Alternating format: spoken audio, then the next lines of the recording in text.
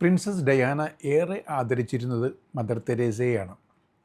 Mother തെരേസയോടുമൊത്ത് ഏറെ സമയം ചെലവഴിച്ചതിന് ശേഷം, ഒരുമിച്ച് പ്രാർത്ഥിച്ചതിനും പ്രവർത്തിച്ചതിനും സംസാരിച്ചതിനും ശേഷം പ്രിൻസസ് ഡയാന പത്രക്കാരോട് പറഞ്ഞു, ഞാൻ കണ്ടിട്ടുള്ള ഏറ്റവും സൗന്ദര്യമുള്ള അഴകാഴങ്ങളുള്ള ആൾ മദർ തെരേസയാണ്.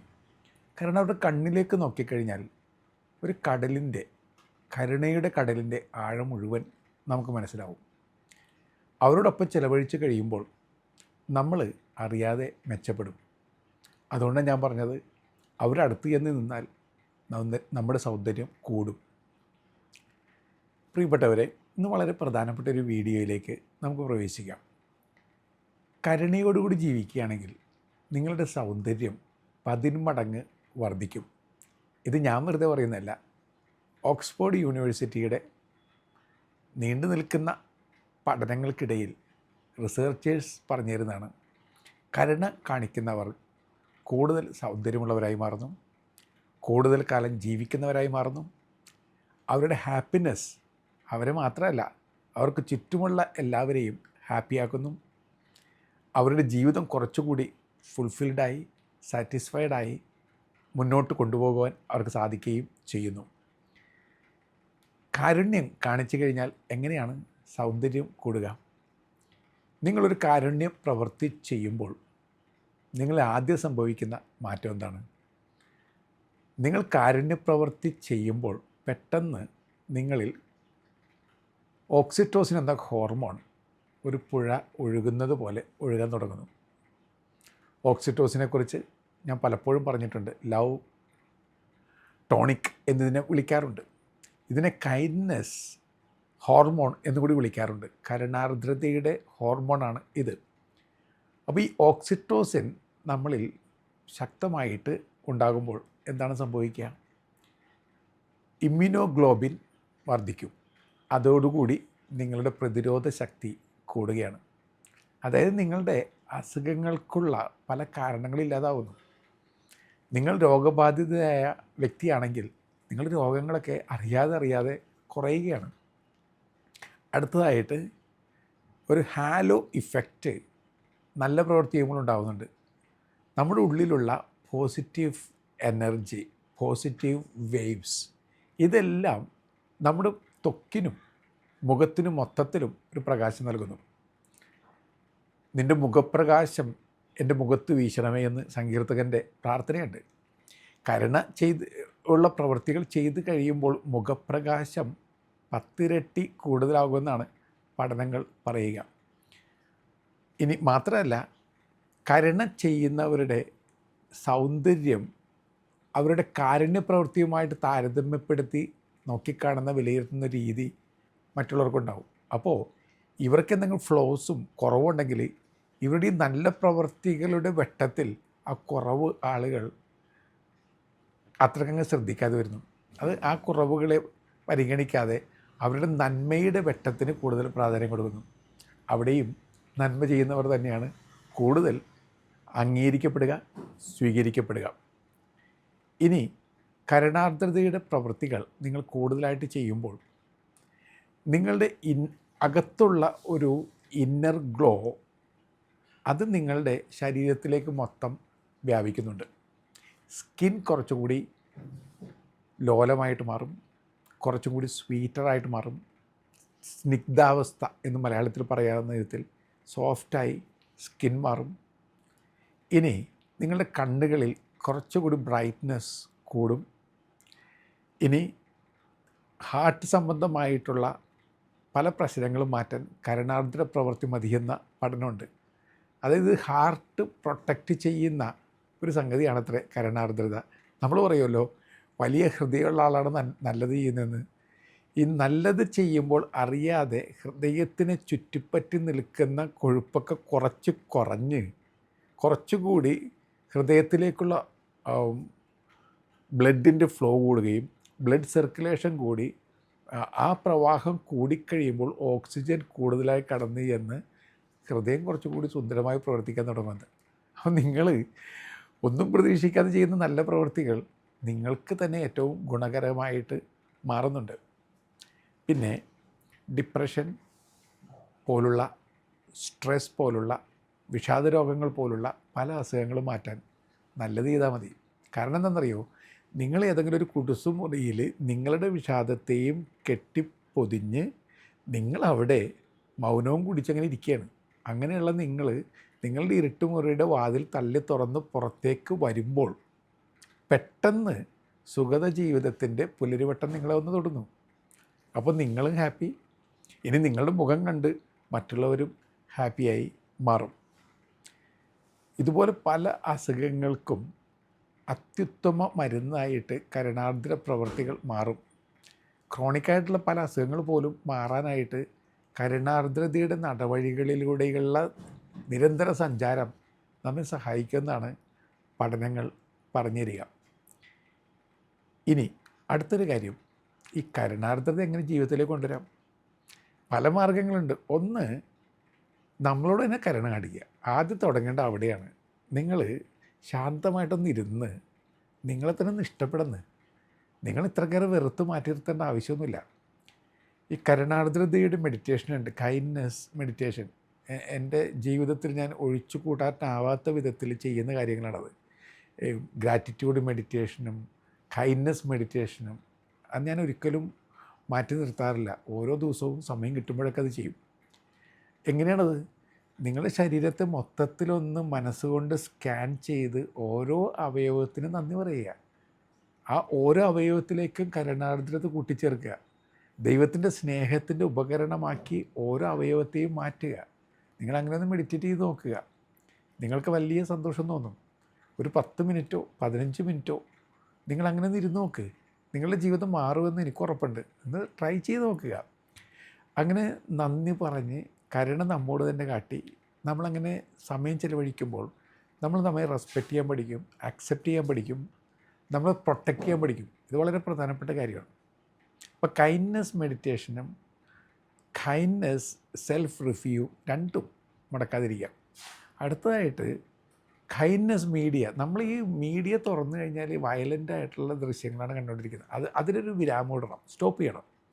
അതിന് പകരമായിട്ട് ചാരിറ്റബിൾ ആക്ടിവിറ്റി ചെയ്യുന്നവരുടെ വീഡിയോസ്, കരുണാർദ്രതയുടെ ആ ഒരു മഴപ്പെയ്ത്തിൽ നമ്മളെ കൂട്ടിക്കൊണ്ടു പോകുന്ന വിധത്തിലുള്ള ഷോർട്ട് വീഡിയോസ്, മനുഷ്യൻ്റെ നന്മയെ തൊട്ടുണർത്തുന്ന തരത്തിലുള്ള സിനിമകൾ, അങ്ങനെയുള്ള കാര്യങ്ങളിലേക്ക് ശ്രദ്ധ കൊണ്ടുവരിക. അറിയാതെ കാണുന്നത് എന്തോ ആയി നമ്മൾ മാറുന്നുണ്ട്. ഓർത്തേക്കുക, you become what you see continuously, you become what you hear continuously, you become what you say continuously. തുടർച്ചയായിട്ട് പറയുന്നതും കാണുന്നതും തുടർച്ചയായിട്ട് കേൾക്കുന്നതൊക്കെ നമ്മളായിട്ട് പതുക്കെ മാറുന്നുണ്ട്. അങ്ങനെയാണെങ്കിൽ കരുണാർദ്രതയുടെ മീഡിയ, കൈൻഡ്നെസ് മീഡിയ നമ്മളുടെ കാഴ്ചയുടെ ഒരു ഫോക്കസാക്കി മാറ്റുക. അടുത്തത് കൈൻഡ്നെസ് ഇൻ്റർവെൻഷൻ. അതായത് നമ്മൾ ഒരു ഒറ്റയാൾ പട്ടാളമാണ് ആയിരിക്കാം, പക്ഷേ നിങ്ങളൊരു ഒറ്റത്തുരുത്തൊന്നുമല്ല. അതെപ്പോഴും ഓർത്തേക്കുക. No man is an island എന്ന് ജോൺ തന്നെ എഴുതിയ സത്യമാണ്. നിങ്ങൾ ഒറ്റപ്പെട്ട ഒരു തുരുത്തൊന്നുമല്ല, നമ്മൾ മറ്റുള്ളവരെ കൂടി വേണ്ടവരാണ്. അപ്പോൾ ആരെങ്കിലുമൊക്കെ ഒന്ന് സഹായിക്കുക. പ്രത്യേകിച്ച് തിരിച്ചൊന്നും കിട്ടുമെന്നുള്ള പ്രതീക്ഷയില്ലാതെ ആരെങ്കിലും ഒന്ന് സഹായിച്ചു നോക്കുക. റാൻഡം ആക്ട്സ് ഓഫ് കൈൻഡ്നെസ് എന്ന് പറഞ്ഞ് ഒരു മൂവ്മെൻറ്റ് തന്നെയുണ്ട്. വെറുതെ എന്തെങ്കിലുമൊക്കെ നല്ലത് ചെയ്യുക ആർക്കെങ്കിലൊക്കെ. അതുകൊണ്ടുണ്ടാകാവുന്ന ഗുണങ്ങൾ ഒരുപാടാണ്. നേരത്തെ പറഞ്ഞതുപോലെ ശരീര സൗന്ദര്യം, ബുദ്ധിവികാസം, നമ്മുടെ ഹൃദയത്തിൻ്റെ പാകത, മനസ്സിൻ്റെ ബാലൻസ് കിട്ടൽ, ഇതൊക്കെ സംഭവിക്കും. എന്തെങ്കിലും നല്ലത് ചെയ്യുക. ഓക്സ്ഫോർഡ് യൂണിവേഴ്സിറ്റിയിൽ 5 വെർച്യൂ സ്ട്രാറ്റജി എന്ന് പറഞ്ഞൊരു പ്രോഗ്രാം അവർ ചെയ്തു. എന്താണത്? എല്ലാ ദിവസവും ഒരു 2 ആഴ്ച കാലത്തേക്ക് 5 നല്ല പ്രവൃത്തികൾ, കാരുണ്യ പ്രവൃത്തികൾ ചെയ്യുക. ധാരാളം സ്റ്റുഡൻസ് അതിൽ പാർട്ടിസിപ്പേറ്റ് ചെയ്തു. അവർക്കൊക്കെ വളരെ ഫീൽ ഗുഡ് അവസ്ഥയായിരുന്നു.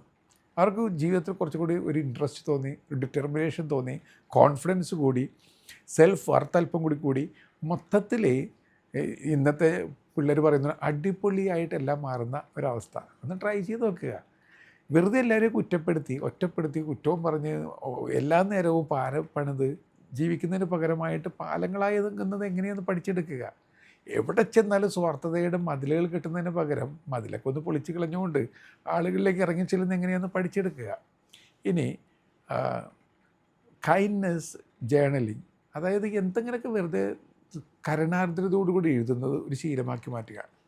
അതൊക്കെ യാന്ത്രികമായിട്ട് ആദ്യം തോന്നാം, പക്ഷെ പതുക്കെ പതുക്കെ അത് വളരെ സുന്ദരമായിട്ട് നിങ്ങൾക്ക് തന്നെ നിങ്ങൾ തന്നെ മനസ്സിലാക്കാൻ തുടങ്ങും. അത് കൈൻഡ്നെസ് സെൽഫ് ടോക്ക്. നമ്മൾ നെഗറ്റീവ് സെൽഫ് ടോക്കാണ് എപ്പോഴും നടത്തിക്കൊണ്ടിരിക്കുന്നത്. ഞാൻ ശരിയല്ല, മറ്റാളും ശരിയല്ല, ലോകം ശരിയല്ല, ഒന്നും ശരിയല്ല. അതിന് പകരമായിട്ട് കരുണാർദ്രതയോടുകൂടി ഞാൻ ഓക്കെയാണ്, എനിക്ക് നന്നാകാൻ പറ്റും, എനിക്കിന്ന് നന്നായിട്ട് വിജയിക്കാൻ പറ്റും, അങ്ങനെയുള്ള കൈൻഡ്നെസ് ടോക്കുകൾ കൊണ്ട് നടക്കുക. അത് നിങ്ങൾ വീട്ടിലുള്ളവരോടും എപ്പോഴും ഇങ്ങനെ ക്രൂവലായിട്ടുള്ള സ്റ്റേറ്റ്മെൻറ്റ്സ് കൊണ്ട് അവരുടെ ഹൃദയത്തെ കീറി മുറിക്കുന്നതിന് പകരമായിട്ട് കൈൻഡായിട്ട് ഇടപെടാൻ ശ്രമിക്കുക. കൈൻഡ്നെസ് കാർഡ് എല്ലാവർക്കും അയക്കുന്ന ആളുകളുണ്ട് ഇപ്പോൾ ഈയിടെയായിട്ട്. അതായത് സ്നേഹം നിറഞ്ഞ കാർഡുകൾ വെറുതെ ഇങ്ങനെ എല്ലാവർക്കും അയക്കുകയാണ്. കാരണം ഇപ്പോൾ ക്രിസ്മസ് കാർഡൊന്നും അയക്കുന്ന ശീലമില്ല ആൾക്ക്.